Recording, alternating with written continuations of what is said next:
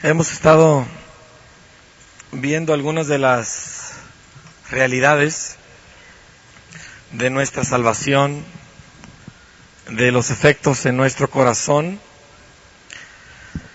y necesitamos continuar, porque el hombre no es solo corazón y deseos.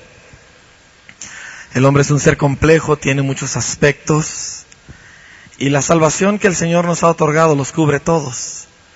Y nosotros necesitamos ver qué es lo que Él ha provisto para cada una de las áreas de nuestra vida. Entonces, quisiera repasar brevemente 3 puntos del bosquejo fundamental de nuestra salvación. Y vimos nosotros que la primera parte tenía que ver con la paga de nuestra deuda moral. Nuestra deuda ante el cielo, ante la justicia divina. Una deuda impagable por las obras que pudiésemos hacer todos nosotros juntos. Esa deuda fue pagada por el sacrificio de Jesucristo. El día de hoy esta tarde vamos a ver algunos detalles adicionales del pago de esa deuda. Pero antes de eso, el segundo punto de nuestra salvación es el cambio de la naturaleza interna, el nuevo nacimiento, que nosotros vimos en Ezequiel como el cambio de corazón. Os daré corazón nuevo, pondré espíritu nuevo dentro de vosotros. Sin este cambio, sin esta experiencia, nosotros no somos cristianos. Tan sencillo como eso. Podemos tener doctrina cristiana, hacer obras cristianas, simpatizar con la palabra de Cristo, pero no somos cristianos. Entonces, vimos nosotros que en ese cambio interno suceden cosas muy poderosas. Y yo quiero nada más hacer una pequeña anotación o aclaración. Experiencias genuinas producen fruto genuino. Toda experiencia que no produce fruto es de dudarse. Porque la prueba de lo que Dios ha hecho en nuestras vidas está en el fruto. Yo no puedo distinguir entre un árbol y otro a simple vista, vamos a decir, en el otoño o en la temporada que no tiene fruto. Pero cuando el fruto está maduro, colgando de las ramas del árbol, yo digo, ese es un árbol de peras, ese es un árbol de manzana, ese es un árbol de membrillo, ese es un árbol de tamarindo. ¿Por qué? Porque por su fruto conoces al árbol, ¿verdad? Entonces, al nosotros hablar de estas diversas experiencias, las cuales por supuesto incluyen las emociones del hombre, porque es parte del ser humano, pero no paran ahí. Producen resultados tangibles. ¿Sí? Muy importante entender esto. Muy importante entender esto. Porque el propósito de Dios, según nosotros leemos en Malaquías, es que Él busca que nosotros demos fruto para Él. ¿Sí? Fruto de justicia. Fruto de rectitud. Y hoy quiero examinar precisamente algo de lo necesario para que nosotros empecemos a caminar en los resultados de lo que Jesucristo ha hecho por nosotros. ¿Sí?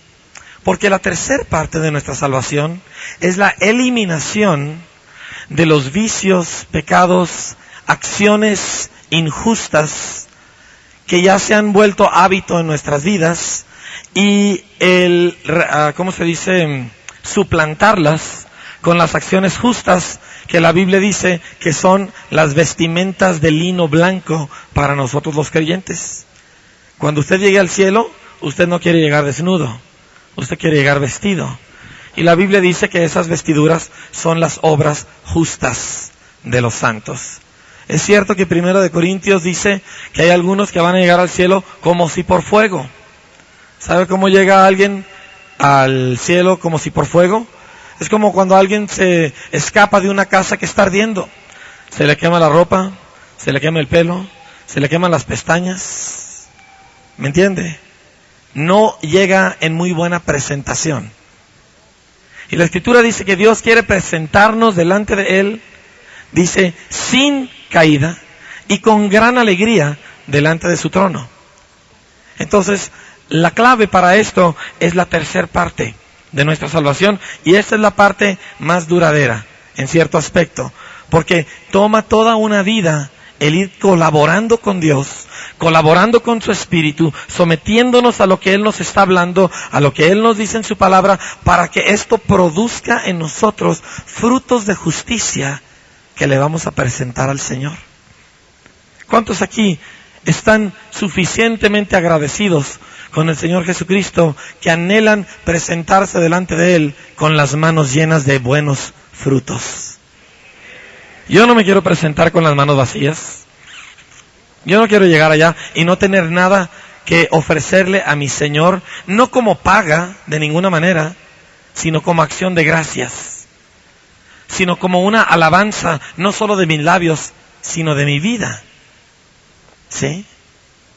Entonces, entrando nosotros en la dimensión de vida cristiana, donde estamos experimentando la realidad de un Dios poderoso, de un Dios vivo, nosotros necesitamos entonces ver el desarrollo de su obra en nuestras vidas, de manera que con el tiempo la obra hecha en nuestro interior también se puede ver por nuestro exterior.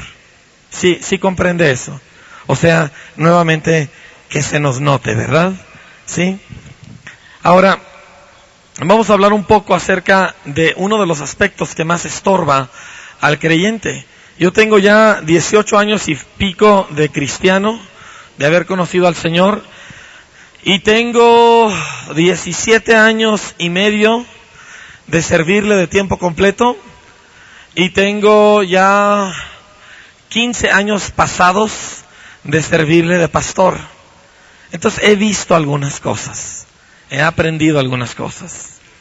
Y he aprendido que la parte que es definitiva, una vez que hemos nacido de nuevo, una vez que hemos experimentado la realidad de Dios, una vez que nos hemos abierto a caminar en la realidad de un Dios vivo, experimentándolo, no solamente sabiéndolo. La siguiente parte tiene que ver con la renovación de nuestra mente, la restauración de nuestra alma, partes esenciales de nuestra vida, la santificación de nuestra voluntad. Ahora, para hablar un poquito de estas cosas, ¿sí? Que estas son las tres facetas del alma: las emociones, la mente o el razonamiento y la voluntad. Vamos a empezar con la voluntad. Se supone que cuando alguien se convierte a Cristo, cuando primero tiene su encuentro con el Señor, es porque dobla su voluntad delante de Dios. Se doblega. No es porque las doctrinas de Cristo le parezcan bien, necesariamente. Algo de eso veremos el domingo con el favor de Dios. No es porque necesariamente le convenga, ¿sí? No es porque ha encontrado una manera más eficaz de conseguir que Dios le dé lo que Él quiere, sino que ha doblegado su voluntad ante el Señor. Ha doblegado su terquedad, su rebeldía, su impulso de que yo voy a hacer lo que yo siento, yo voy a hacer lo que yo quiero, y le voy a poner 2 versículos encima para justificarlo. Hay mucho cristiano que hace eso. Biblifican. Ahí le voy a dar un término nuevo, ¿sí? Teológico. Biblifican su voluntad. ¿Qué es eso? Déjenme le muestro un ejemplo, ¿sí?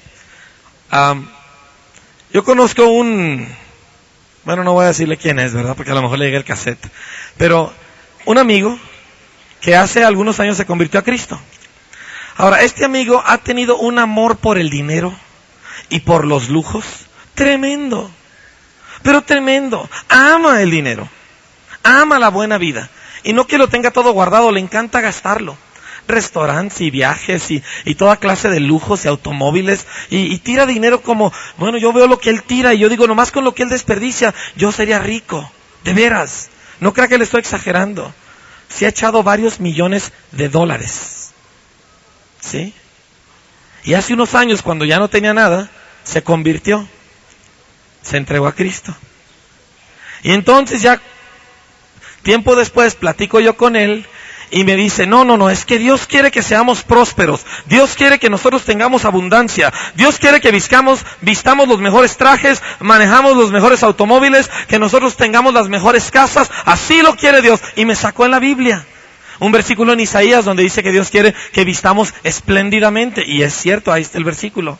Y luego me sacó otro donde él habla, bueno, los que conocemos, ¿verdad? En Filipenses, mi Dios pues suplirá todo lo que os falta conforme a sus riquezas en gloria. Y luego me sacó varias otras cosas y me dice, ves, Dios quiere que seamos ricos y nosotros tenemos que ser ricos y tenemos que prosperar y tenemos que tener abundancia porque así lo quiere Dios.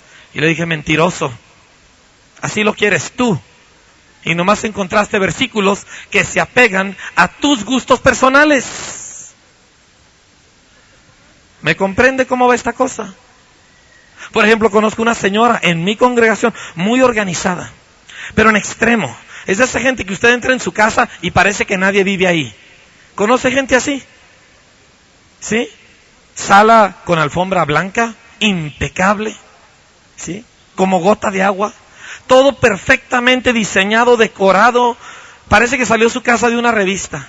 Precisa, perfecta, etcétera, etcétera. Y un día me dice, es que Dios quiere que seamos organizados. Dios quiere que nosotros esto. Y me saca versículos. Dios es un Dios de orden. Dios no es un Dios de desorden, sino un Dios de paz. Y luego me saca otras cosas del Antiguo Testamento y me enseña otras acerca de cómo la iglesia se organizó. Y me saca 4 o 5 versículos y me dice, ¿qué no ves? Dios quiere que seamos ordenados, organizados, que tengamos la cosa bien. Y le dije, mentirosa. Eso quieres tú. ¿Me entiende? Ahora dice, ¿qué es malo? ¿Ser organizado? No. Es algo, es una virtud. ¿Qué es mala? La prosperidad, las promesas de Dios en las cuales Él nos suple nuestras necesidades. De ninguna manera. Yo he visto a Dios suplirme toda mi vida. Desde que yo conozco a Cristo, yo he visto milagro tras milagro. Pero el asunto es que ninguno de los dos está buscando aquella verdad porque Dios la dice, la está buscando porque le gusta y se acopla a la Biblia, según ellos, a su propia mentalidad. Por lo tanto, mi amigo, el que ama el dinero, tiene como 5 o 6 años viviendo con una mano por delante y otra por detrás. Nomás no sale adelante en los negocios. No le ha faltado que comer, no le ha faltado techo sobre su cabeza, pero ahí lo tiene Dios. ¿Sí me entiende? Ahí lo tiene. ¿Por qué? Porque Él no se ha doblado. El día que Él le diga al Señor, Señor, estoy dispuesto a ser pobre, si eso es lo que tú quieres. Estoy dispuesto a reprimirme y a limitarme de todos los lujos y todos los derroches que he tenido. Perdóname, Señor, porque he sido un hombre sensual, no solamente en el aspecto del morbo con el sexo opuesto, sino sensual en el sentido de deleites de la carne, comida, vestido, belleza, etcétera. El día que Él se doblegue y le diga, Señor, si tú me quieres pobre y miserable, viviré pobre y miserable. Ese día Dios le desatará las riquezas que Dios quiere que él tenga. ¿Comprende eso? Hay mucha gente que está aquí como, ¿sí? Es como el marido macho que va a un seminario de matrimonios. Aquí no hay machos, ¿verdad? No. Puro santo, gloria a Dios. Marido macho va al seminario para matrimonios, ¿sí? Después de 14 sesiones sale del seminario para matrimonios y le dice a su mujer, ¿ves lo que dice? ¿Ves lo que dice la Biblia? ¿Ves lo que dijo el pastor? ¿Ves lo que dijo el esposo del pastor? Tú tienes que someterte, tú tienes que hacer lo que yo digo, tú tienes que obedecerme a la primera. ¿Alguien aquí ha hecho semejante cosa? ¿Ah? ¿Me entiende? Ahora, es ¿Dónde está el versículo que dice maridos sometan a sus mujeres? ¿Alguien conoce dónde está ese versículo? ¿Alguien ahí arriba? ¿Ah? No, ¿verdad? Ese no está en la Biblia. Dice, maridos, amen a sus mujeres como Cristo amó a la iglesia y se entregó a sí mismo por ella. Pero ella se tiene que someter. Eso no es lo que dice. Es más, le puedo comprobar lo contrario. Señoras, ahora tomen esto bien, no me compliquen la existencia, ¿sí? La Biblia dice que el marido ame a su mujer como Cristo amó a la iglesia. Vamos a examinar eso tantito. ¿Cómo ama Cristo a la iglesia? Pues yo, como veo en la historia y en la experiencia propia, la iglesia le da mucha lata al Señor. Muchos problemas. No le hace caso. ¿Me entiende? Le lleva la contra de una manera y luego de la otra.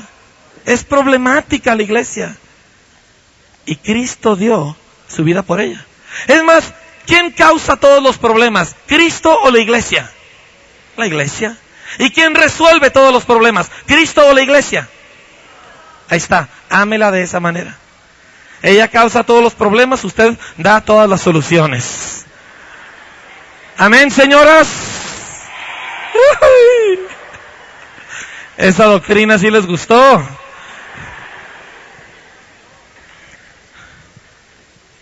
Y si no se somete, problema de Dios. Asunto de Dios. Pero te voy a decir una cosa, hombre, porque es igualito como en la Biblia.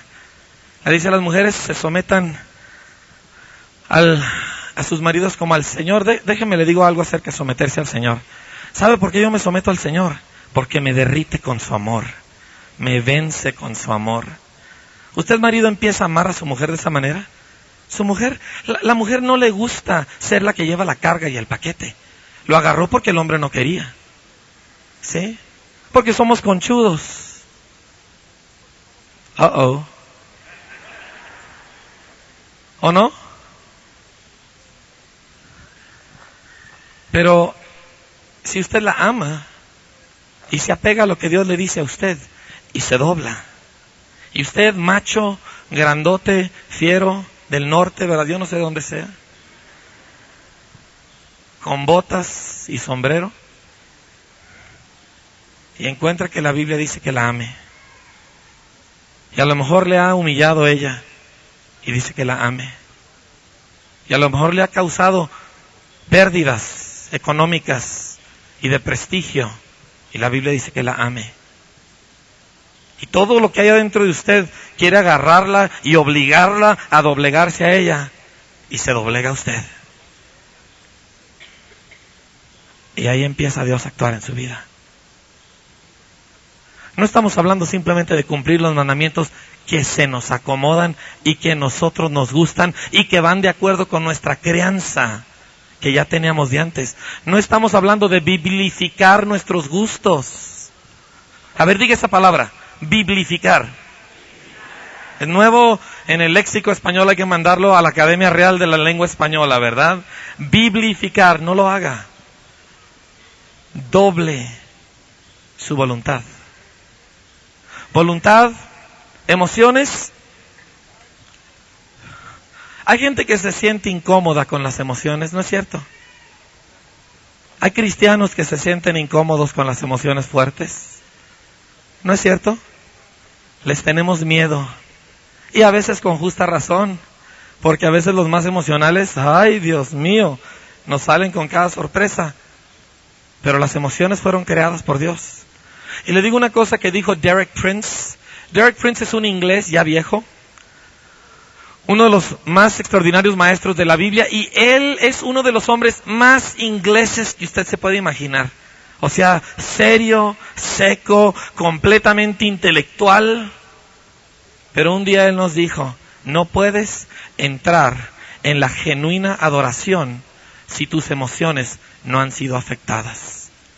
Nos dio todo un estudio sobre el tabernáculo, sobre el lugar santo, lo que representaba cada una de las cosas, de los objetos que estaban ahí adentro. Y el altar de incienso, nos enseñó, es simbólico de las emociones del ser humano. Y si no se enciende esa parte del ser humano, no hay entrada al lugar santísimo. Las emociones son parte esencial. Verdad sin emoción es ortodoxia seca, que no produce vida. Emoción sin verdad es un desorden y un desastre, que tampoco produce vida. Todo es parte. Ninguna parte se puede quitar. ¿Sí? Es parte de un diseño perfecto. Emociones son necesarias. Pero las emociones también son traicioneras. Y seguimos las emociones por cualquier lado. ¿Sí? Y Dios tiene que hacer dos cosas con nuestras emociones. Dios tiene que, primero que nada, sanar nuestras emociones. Porque hay muchas heridas dentro de las emociones del ser humano a causa del pecado propio y ajeno. Pero también, hay una necesidad de someter nuestras emociones a la voluntad de Dios. Esta mañana yo le dije que yo oro porque yo necesito orar. Y a lo mejor usted se quedó con la impresión de que yo me levanto cada mañana sintiendo una urgente necesidad. No siempre la siento. A veces siento ganas de salir corriendo porque tengo mucho que hacer. Pero sé lo que necesito. Sé lo que dice la palabra. No siempre se siente.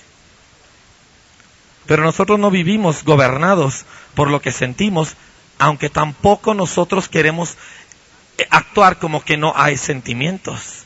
Sentimientos son necesarios. Pero nuestro fundamento es otra cosa. ¿Sí?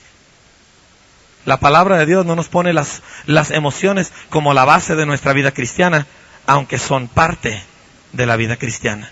Parte necesaria de la vida cristiana. Por eso cantamos. Por eso adoramos. Porque Dios es un Dios emocional. Él siente. Él se goza. Él se contrista. Él se enoja. ¿Suena como emociones? Son emociones. Y nosotros estamos hechos en su imagen y semejanza. La Biblia dice que Dios canta. ¿Verdad que sí? Hay hasta un corito al respecto, en Sofonías. ¿Me entiende? Entonces es importante que nosotros entendamos que hay todo un trabajo que el Espíritu de Dios tiene que llevar a cabo en nuestras vidas, y es un trabajo de largo plazo. Por eso la Escritura dice que corramos con paciencia la carrera que tenemos por delante. Toma tiempo esta carrera. Ahora, todo esto en realidad se lo digo a son de introducción, porque quiero que comprenda ampliamente lo que su propia vida es. Y lo que Dios está tratando de hacer con usted. Y los hombres dicen, claro que las mujeres son muy emocionales. Los hombres también. Solo que los hombres gritan cuando las mujeres lloran. Es todo. A mí no me gustan las emociones. Válgame, pues entonces no te emociones. ¿Me entiende? Muchos hombres piensan que no son emocionales, pero son puras mentiras. Puras mentiras. Y según la historia, entre más hombres, más chillones. Pancho Villa lloraba cada vez que mandaba ejecutar a alguien. Yo no estoy diciendo que eso era correcto, pero era un llorón de primera. Y nadie le decía pío, porque lo mandaba ejecutar. ¿Sí? Las emociones no son una cosa mala. Si usted lee los salmos, ¿cuántos de los salmos fueron escritos por mujeres?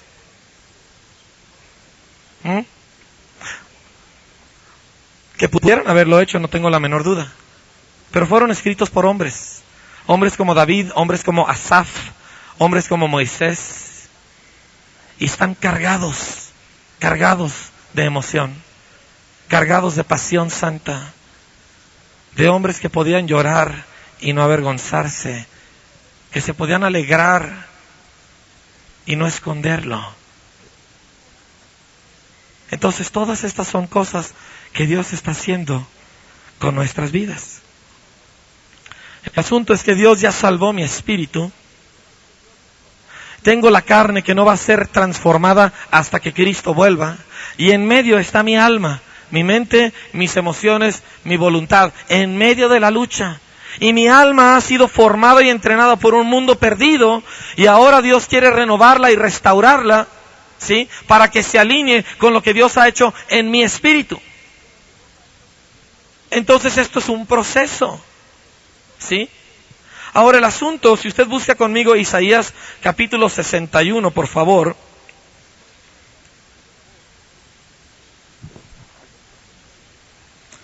Isaías 61. El Espíritu del Jehová el Señor está sobre mí, porque me ungió Jehová.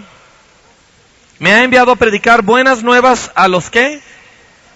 ¿Sabe qué quiere decir abatidos en español moderno de la Ciudad de México? Deprimidos. Eso es lo mismo, abatido, deprimido, es misma cosa. Me ha enviado a predicar buenas nuevas a los deprimidos, a los abatidos, a vendar a los quebrantados de corazón. Hay quebranto en este mundo, ¿verdad? Hay heridas profundas, hay resentimientos y amarguras.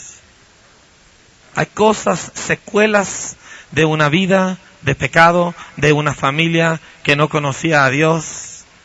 Aún hay secuelas en las familias que conocen a Dios. Los padres todos herimos a nuestros hijos. Los pastores todos herimos a nuestras ovejas. Los hijos hieren a sus padres y las ovejas hieren a sus pastores. Así somos. Así es. No hay forma de tener una relación importante sin que ocasionalmente haya fricción o lastimaduras. Y la Escritura dice que Jesús vino a sanar a los quebrantados de corazón. Continúa diciendo, a publicar libertad a los cautivos y a los presos, apertura de la cárcel. Jesús vino para sanar a los quebrantados de corazón. ¿Por qué? Porque el pecado ha dañado el alma. Ahora escúcheme, esto va a tomar un poquito de concentración. El alma del hombre, en el griego, la palabra para alma es psuke, que es de donde vienen nuestras palabras psicólogo, psiquiatra, psicoterapia, etc. Cuando nosotros hablamos de un psicólogo, es un doctor del alma. ¿Sí? Un psiquiatra. Son médicos profesionistas que tratan de componer los problemas del alma humana. Mente, emociones, voluntad. Cristo vino para sanar y restaurar el alma de los quebrantados, de los heridos por el pecado. Vino a perdonar nuestros pecados, sí. Vino a renacer por su poder, por su espíritu, nuestro espíritu también. Pero eso no es todo. Había una necesidad de restaurar el alma dañada del pueblo. El pecado causa daño. El pecado causa dolor. El pecado causa heridas. Y hay una necesidad de restauración, de que Dios venga y vende las heridas del alma que han venido a causa de nuestro pecado. Nosotros vemos esto en pasajes como Mateo 4:24, donde dice que Jesús restauró y sanó a todos los dañados por los efectos del pecado y de las tinieblas. Déjenme le leo el versículo. Mateo 4, versículo 24. Y se difundió su fama por toda Siria, y le trajeron todos los que tenían dolencias, los afligidos por diversas enfermedades y tormentos, los endemoniados, lunáticos y paralíticos. Aquí encontramos enfermedades físicas, enfermedades espirituales, los endemoniados, y encontramos enfermedades del alma, los atormentados y los lunáticos. Gente cuya mente, cuyas emociones, cuya voluntad han sido dañadas por causa de las tinieblas que gobiernan al planeta. Entonces había una necesidad de restauración. Hechos 10, la predicación de Pedro, dice que Jesús anduvo sanando a todos los oprimidos del diablo. Déjeme le muestro un ejemplo, para que usted me pueda entender. Viene Jesús llegando a un lugar y le sale al encuentro un leproso. ¿Ha visto usted alguna vez un leproso? Un leproso avanzado. Es horrible. Llagas, un olor espantoso de carne podrida. Partes de su cuerpo le faltaban. Y en su tiempo, como en el tiempo moderno, a los leprosos los aislaban. Y en aquel tiempo eran particularmente crueles. Vivían aislados en cuevas. Y la familia venía, llegaba a un lugar, dejaba la comida y se iba. Y venía entonces el leproso, agarraba la comida y su familia los saludaba de lejos. En otros lugares les aventaban la comida hacia los hoyos en donde los tenían viviendo. Pero una vez que eran diagnosticados como leprosos, nunca nadie los volvía a tocar. Nunca. ¿Sabe usted que usted tiene 12 kilos de piel? Es el órgano sensorial más grande de todo el cuerpo. Más que los ojos, más que el olfato, más que el oído, el tacto. Y nadie los tocaba.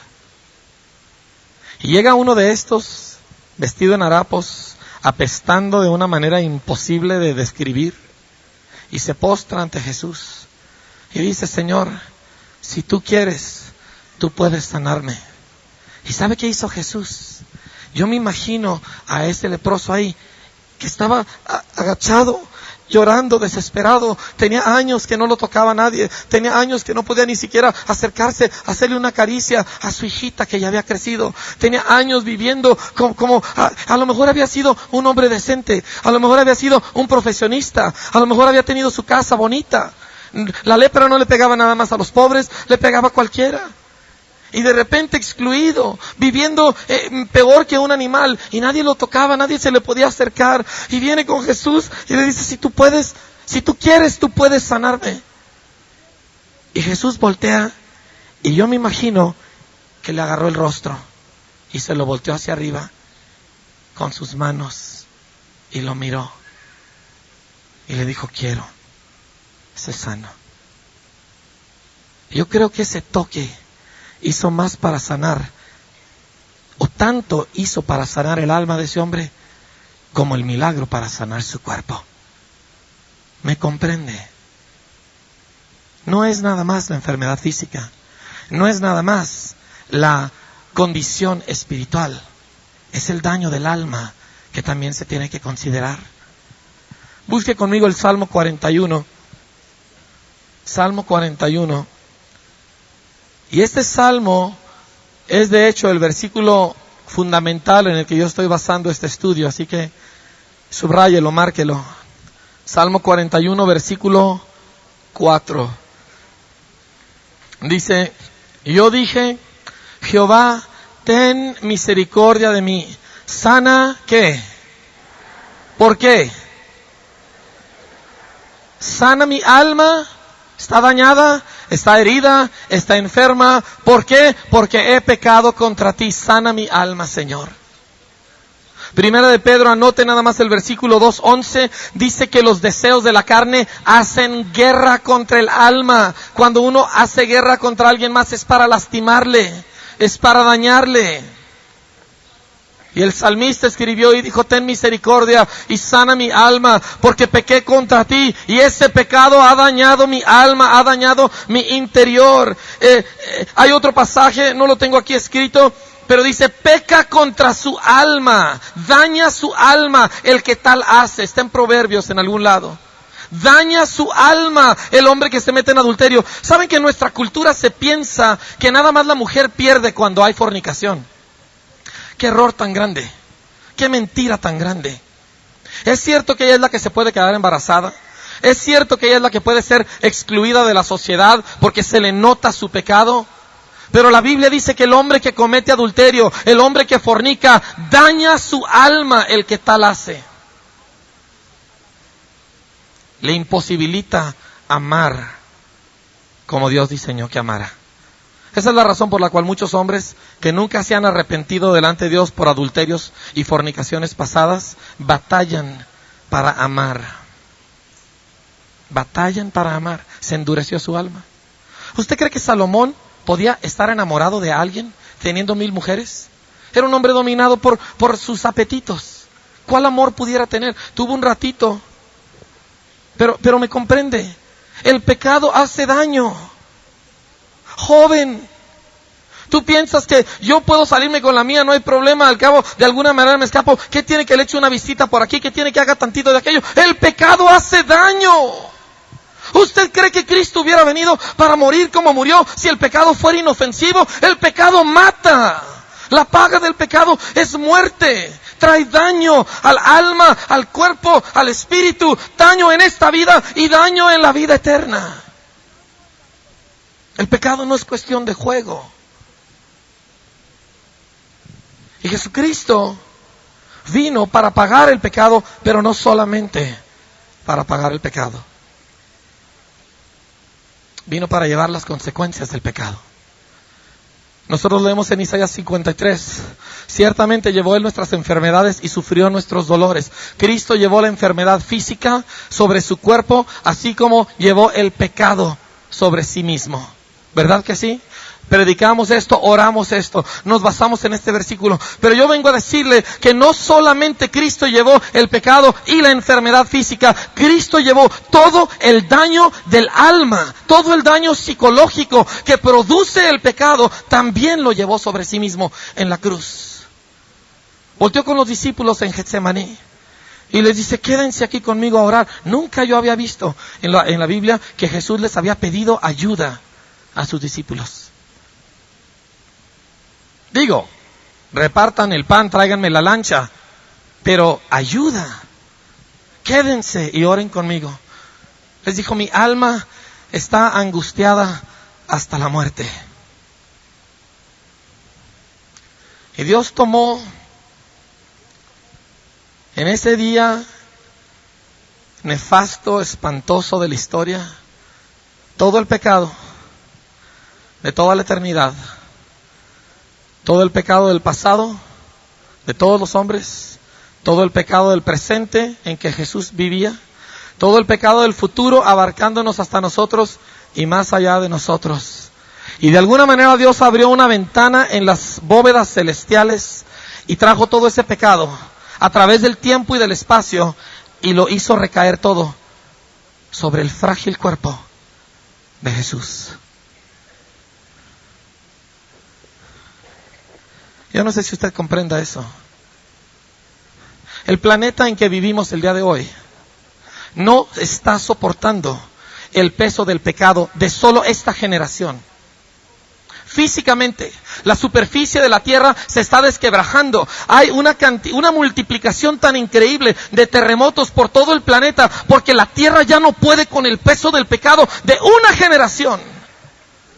Y todo el pecado de toda la historia, de todos los hombres, de todos los tiempos, fue vertido sobre un frágil cuerpo. El Señor me mostró un día que Él había tomado cuerpo, entre muchas otras razones, porque ese cuerpo podía sangrar, podía doler. Un cuerpo frágil. Un golpecito leve de un automóvil puede matar a cualquiera de nosotros. Y fue el pecado de toda la humanidad, de todos los tiempos, sobre Jesús. Y todo el daño, toda la angustia, toda la opresión, todo el tormento de 1,000 millones de pecadores por todas las edades, todos los tiempos, todas las maldades, todas las violencias, todo lo que jamás se ha hecho en contra de la voluntad de Dios, todo el daño de todo ese pecado, todo recayó sobre la persona de Jesús. Con razón la Biblia dice que fue desfigurado su rostro y no le reconocimos. Con razón la Escritura dice, al que no conoció pecado, Dios lo hizo pecado. Llegó un momento donde Jesús era el pecado mismo y murió, aunque nunca había pecado, por su propia mano. Y en esa obra de llevar el daño del pecado físico, psicológico y espiritual, Cristo nos redimió espíritu, alma y cuerpo. Que tú dices que yo estoy muy acomplejado, que yo soy muy tímido, que yo pues no, yo le tengo mucho miedo a la gente, yo soy una persona pues muy ignorante, yo no aprendo, yo no entiendo, a mí no se me graban las cosas. Todo eso lo llevó. Yo he visto personas ignorantes, completamente sin capacidad mental, venir a Cristo y esa mente floreció, se abrió Y ahora estoy pensando en una señora en particular que se llama Gloria. Es una de nuestras más sabias consejeras, por no decir la más. Y no sabía nada. Era una mujer pobre, ignorante, atada, encerrada, cerrada completamente. Y la gracia de Jesucristo tocó su vida y su mente floreció. ¿Sí? Su alma fue sanada. Tiene una capacidad para razonar, para entender, para enseñar, como usted no se puede imaginar. Sus 2 hijas con carreras universitarias sobresalientes. Porque esta salvación no es solamente para salvarnos del infierno, es para restaurarnos a la gloria de Dios, al diseño original. Isaías 53:11 nos dice algo acerca de lo que Jesús sufrió.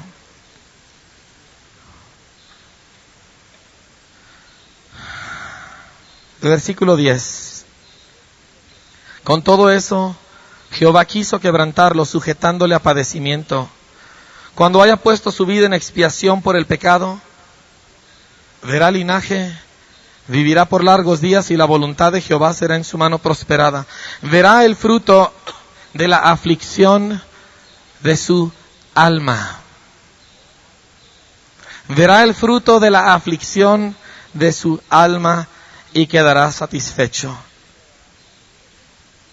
Jesús llevó los rencores, los temores, los complejos, todas esas cosas que te atormentan, Él las llevó.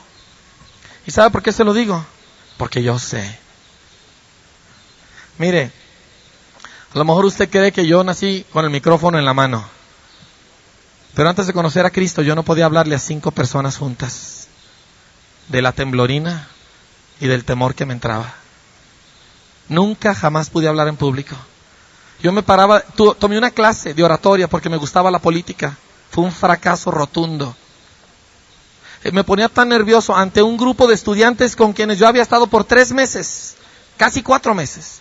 Y me ponía tan nervioso que la tarjeta de apuntes que utilizaba para dar mi pequeño discurso de 5 minutos, la empecé a romper en pedacitos sin darme cuenta. Y para cuando terminaron los 5 minutos de tortura que aquello fue, el piso estaba lleno de pedacitos de papel. Y algo pasó. Porque ese tormento de pánico que había en mi corazón para poder hablarle a un grupo pequeño de personas aún conocidos, fue llevado en la cruz. Todo fue puesto ahí. Todo fue puesto ahí. Ahora, dice, es que yo tengo tantos complejos. Yo sé.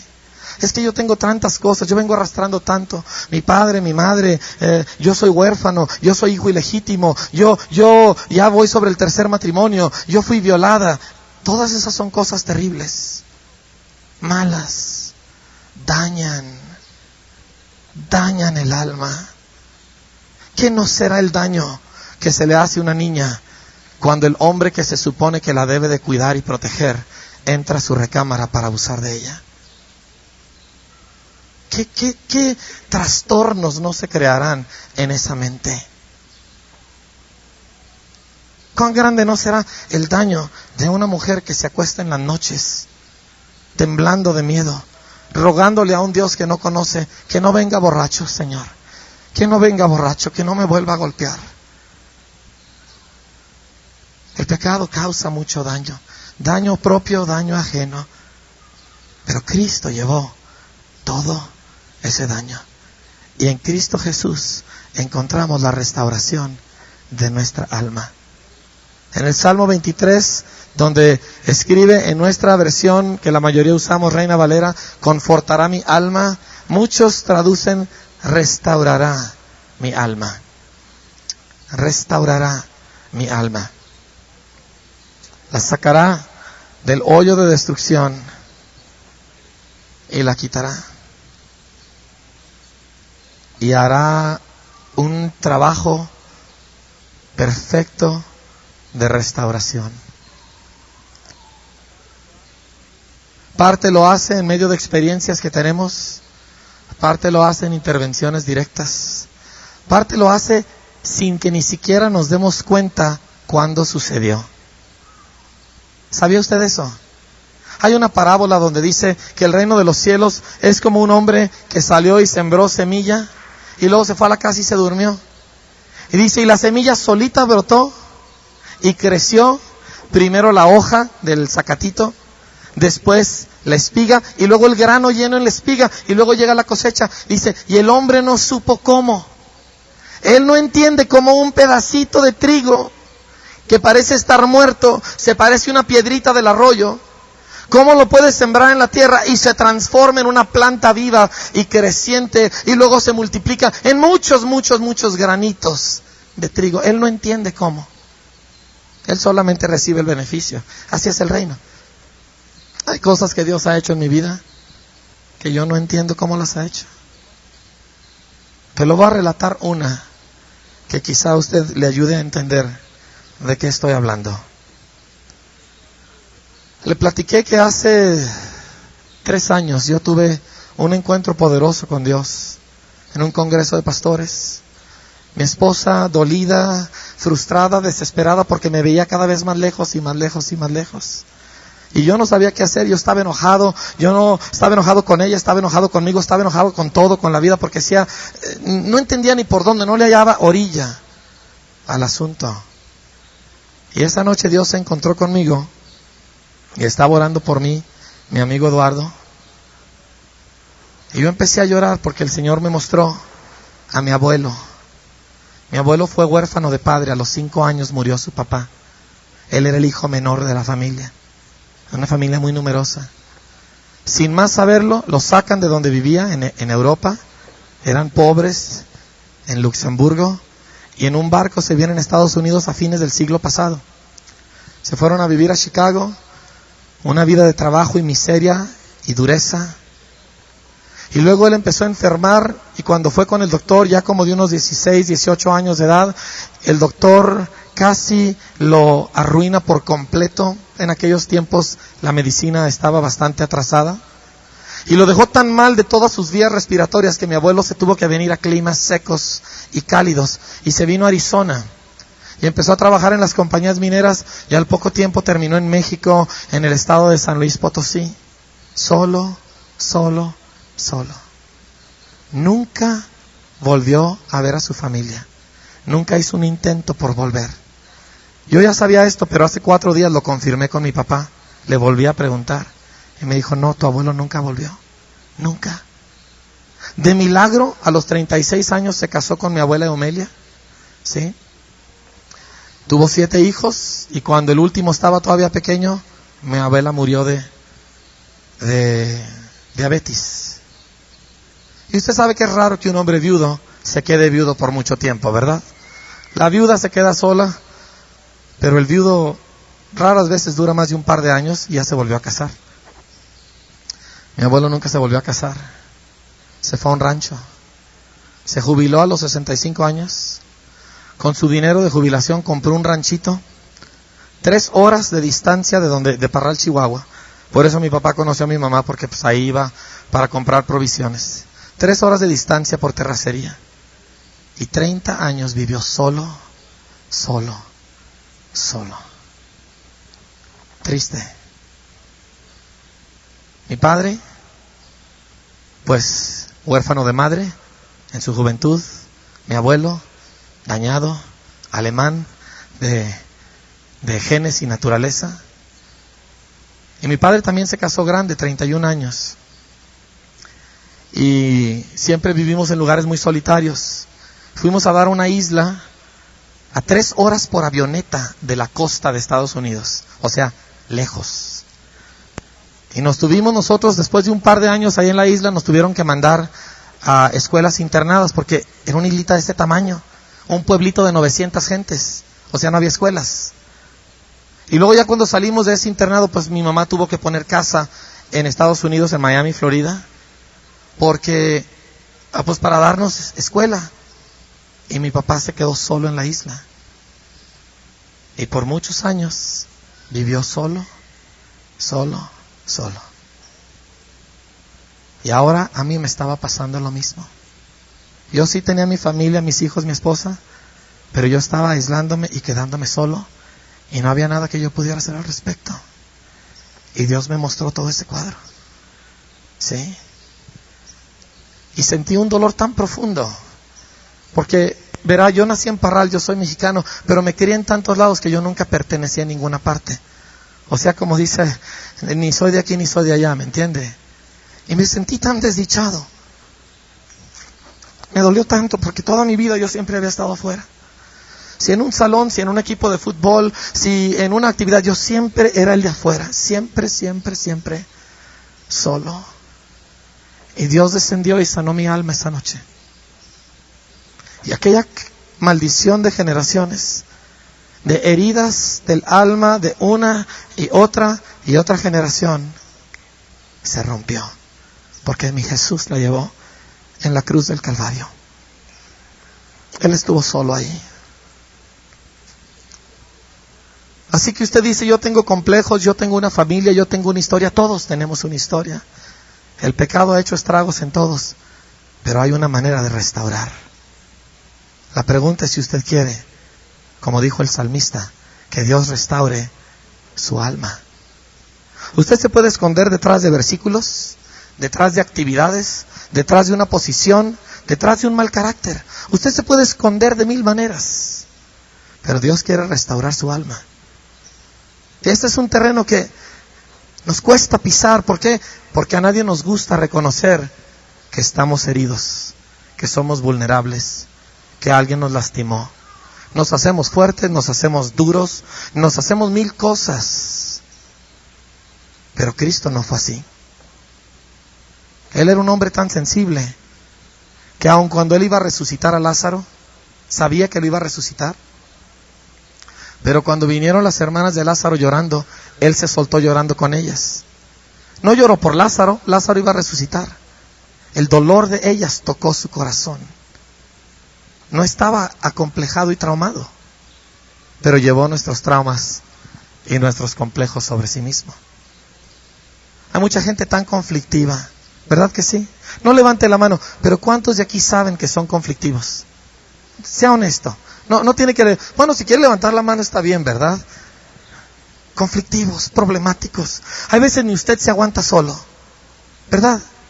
Porque de todo hace un problema, de todo hace un conflicto. Y luego después dice, ¿para qué hablo? ¿Para qué complico las cosas? ¿Qué me pasa?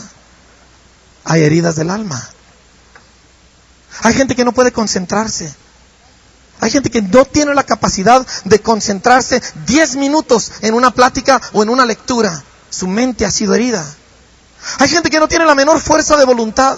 No puede tomar decisiones. Cada decisión es una angustia, es un terror. ¿De qué color compro los zapatos? ¿Los compro azules o rojos? ¿El tacón alto o mediano? ¿Qué hago? Ay, ¿y si me equivoco? Una voluntad herida.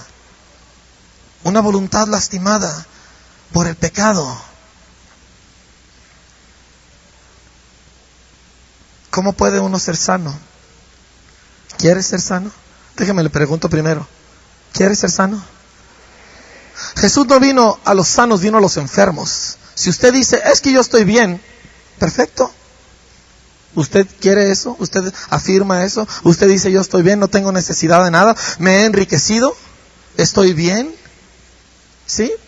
No hay problema. No, nadie le va a obligar. Pero no se engañe. La Biblia dice en Isaías capítulo 1, desde la coronilla de su cabeza hasta la planta de su pie, dice, no hay en él más que herida, hinchazón y podrida llaga. Usted no me va a contar a mí que usted está perfectamente bien. Pero usted puede fingir y decir, yo estoy bien. Está bien, no hay problema. Pero Cristo vino a los enfermos, a los que reconocen que están enfermos. Y que a lo mejor ni entienden exactamente qué les pasa, pero dicen, Señor, ayúdame. ¿Cómo hacemos esto? Pues es tan sencillo. ¿Por qué no me acompaña a buscar en el Evangelio de Mateo el capítulo 11? Este es el último pasaje que vamos a ver. Este pasaje lo aprendí cuando tenía como 15, 20 días en Cristo. No es cierto. Tenía como 4 días de haberme convertido. y me cautivó. Me cautivó el pasaje. Mateo capítulo 11.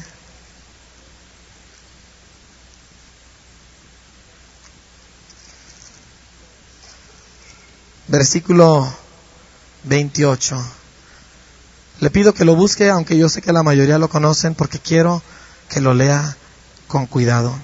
Venid a mí, los que estáis trabajados y cargados, y yo os haré descansar. Está hablando del alma, está hablando de restauración, está hablando de los oprimidos, trabajados, apesadumbrados por la vida y los daños del pecado. Dice, vengan a mí todos los que están trabajados y cargados, y yo los haré descansar. Lleven mi yugo sobre ustedes y aprendan de mí, que soy manso y humilde de corazón, y hallarán descanso para sus almas. ¿Quiere usted descanso para su alma? ¿O quiere vivir eternamente en conflicto? ¿Quiere usted descanso para su alma? ¿O quiere seguir que cuando usted va caminando por la calle y alguien se ríe, usted se trastorna porque está seguro que se rieron de usted? No es chistoso, se siente horrible, ¿verdad que sí? Cuando usted ve a dos personas hablando, está seguro que están hablando de usted. Cuando alguien no le ve y no le saluda, usted está seguro que lo hizo adrede por ofenderle. Tormento del alma, continuamente en una lucha, en un conflicto. ¿Quiere usted descanso para su alma? Jesús dijo, si tú quieres esto, toma mi yugo sobre ti. ¿Sabe cuál fue el yugo de Jesús? Bueno, déjeme se lo explico rápidamente. Número 1, usted no se puede restaurar solo y no hay psicólogo en el planeta que le pueda ayudar. Punto. No hay uno. No tienen bases. No entienden que las raíces del daño del alma es pecado espiritual. Entonces no pueden darle soluciones duraderas. Y luego dice, toma mi yugo. Me someto a él. Me doblo a él. Empieza con una rendición de mi voluntad.